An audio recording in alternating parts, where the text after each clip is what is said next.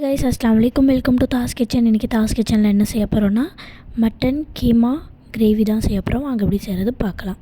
First நான் 1 kilo mutton keema எடுத்திருக்கேன். அதுக்கப்புறமா தக்காளி, வெங்காயம், இஞ்சி பூண்டு பேஸ்ட்டு, பச்சை மிளகா, அதுக்கப்புறமா மஞ்சள் தூள், மிளகாய்த்தூள், தனியாத்தூள், உப்பு, கரம் மசாலா.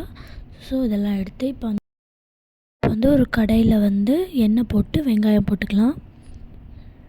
அதுக்கப்புறமா பச்சை மிளகாவை நம்ம போட்டுக்கலாம்.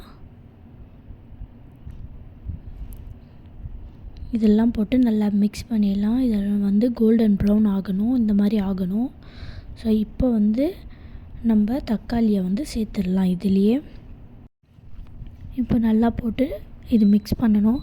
இது ஒரு கிரேவி கன்சிஸ்டன்சிக்கு வரணும். ஸோ அது வரைக்கும் நம்ம நல்லா வதக்கட்டும்.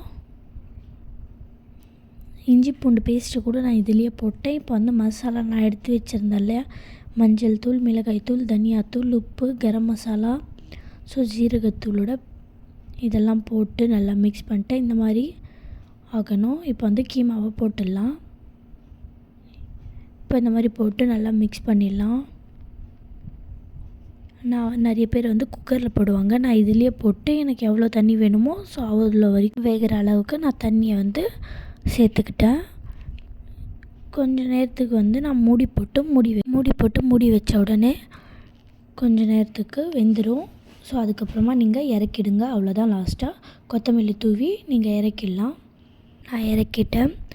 தாஸ் கிச்சனுக்கு லைக் பண்ணுங்கள், கமெண்ட் பண்ணுங்கள், ஷேர் பண்ணுங்கள், சப்ஸ்கிரைப் பண்ணுங்கள். அஸ்ஸலாமு அலைக்கும்.